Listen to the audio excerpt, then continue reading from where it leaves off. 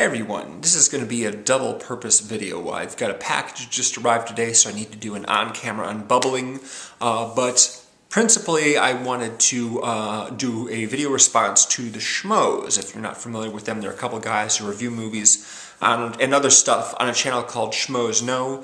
They also have their own podcast, I think, or they're on a radio show or something like that. They've got a whole bunch of different outlets for their humor and their opinions and what have you. They're a couple of funny guys, and they're very YouTube famous. They got big views on their channel, what have you. They did a couple of videos recently on actors and actresses that they would like to see cast in the new Star Wars movie. Oh, before I forget, Locker Guide 951, Big Blob Productions, Woodsy 12345678890, Dr. Hasleen, Movie Man 222, Oktoberfest 1974, and Mark Andrew Rodriguez. These guys all commented on a video that I did back in whenever, when I asked, so they just announced this new Star Wars movie, who should be the director?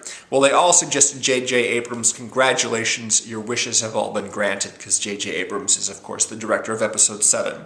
Also, the movie Rewind did a special video response in which he also mentioned J.J. Abrams. Hope that you guys are all happy with that. Not a bad choice. Not my first pick, but not a bad choice. Anyway, so the Schmoes ran down their own lists of actresses and actors that they wanted to see in Episode 7.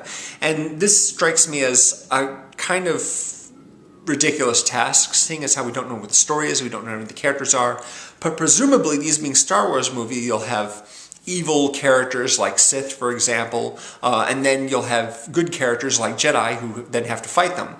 That's typically what happens in a Star Wars movie. Of course, you've got a selection of good characters and bad characters who aren't necessarily Jedi or Sith. And so I thought I would respond by talking about 10 actresses who might be good for a Star Wars movie. 5 to play good characters or Jedi, and 5 to play bad characters or Sith.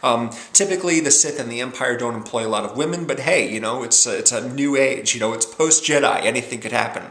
Yeah, let's start with the 5 good ones, the possibly good characters. The Schmoes, one of them nominated Emily Blunt, and I think that's a good choice right there. I think she's very, very good, and she could play a good Jedi, perhaps. Elle Fanning, of course, gave a great performance in Super 8, so she could play kind of a younger character.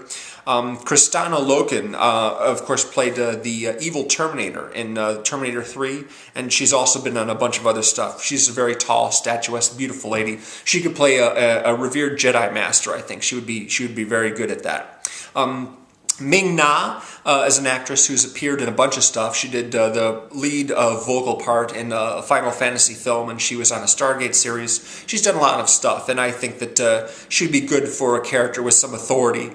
Also, as far as older actresses go, Emma Thompson, I think, would be a good person to have there. She could play kind of a voice of wisdom, but also kind of inject a little fun into it. Play it kind of light and humorous, perhaps, you know. The kind of person that you look to not only for advice about things, but also to, you know, just lighten the mood a little bit. Of course, I don't know anything about these characters that are going to be in this film, so who knows whether or not any of these people are going to be good for the parts. However, of course, you have to have evil people, you have to have Sith Lords, you have to have lightsaber, you know, masters and other nefarious types.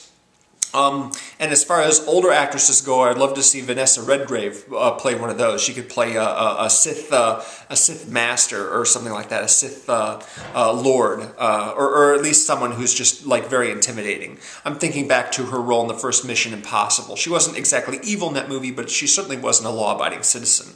I just like the way she speaks. I think she'd be good at that. Then there's Tricia Helfer from Battlestar Galactica, another very statuesque, very sort of intimidatingly beautiful person. Catherine Zeta-Jones, I think, would make a good evil character. Halle Berry, I think, could play a good villain as well. That would be nice. But the one that came to mind, actually, is sort of off the wall choice right here. Someone perhaps who isn't a Sith necessarily, doesn't have any force powers, but nevertheless is in a position of some power, or at least is the kind of person to sort of look down her nose at a lot of the other people in the galaxy and think herself better than them, you know, sort of haughty and what have you. And I think Katherine Heigl ought to quit doing the rom-coms and play a really sort of character you love to hate in a Star Wars movie. That would be excellent. So those are my choices for actresses that could do well in a Star Wars movie. People like Drew Barrymore or Marissa Tomei wouldn't really work because I think, you know, the timbre of their voice is just, I don't know, doesn't fit in well with Star Wars movies. You know, you look back at the audition tapes and you think Carrie Fisher is really the most important, the best choice for playing Princess Leia, primarily because of her voice.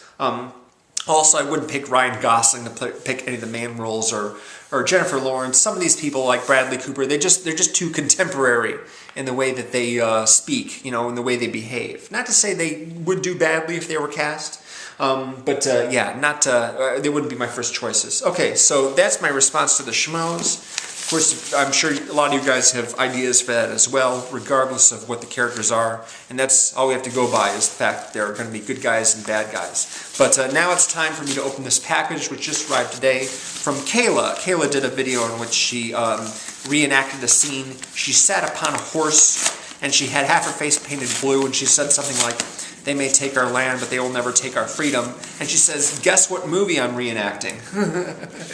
Well, I like playing that game a lot, and so I guessed Braveheart, and so I got my name in the pot, and she picked me randomly, and so now I am taking out all the stuff that she sent me from this giant envelope. Ah, a note. Good. This is a nice little card she got me here. Lace. She says, "Hey Scott, aka CineRam, congratulations on winning the prize pack for my first contest on YouTube. Thanks for playing my game. I hope you enter more in the future. I will. Thank you.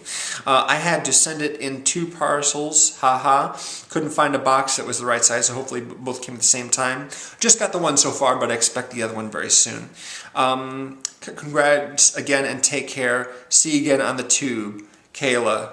Thank you very much, Kayla. Appreciate it. Let's see what she sent me here. Of course, if you've watched her video already, you already know what it is. But in case you haven't, links below. You can take a look at it. Ah, excellent. Did I ever tell you how I got these scars? Yeah, good. The Joker. Excellent. Hope you can see that clearly. That's a fine T-shirt. That's a fine T-shirt. I shall wear it for many future videos. Incidentally, I'm probably going to be having a contest of my own soon. I recently passed 555 subscribers, and that seems like a fun milestone. She also sent me an apron, a Batman apron.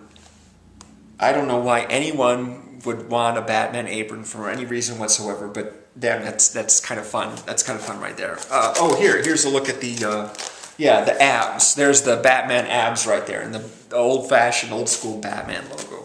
You know, when I was a kid, I read Batman comic books, and I, of course, also watched the television show with, what's his name? You know, Burt Ward and the other guy. And I asked my mom, how come in the television show Batman doesn't have any muscles? She's like, he's got muscles, you just can't see them because his shirt isn't tight enough, you know? I'm just like, it doesn't look like he has muscles to me. The Batman in the comic book, he looks like he has muscles. So anyway, Kayla, thanks very much for the goods. I'm really liking this shirt a lot. It's crazy. It's just nuts. I love it.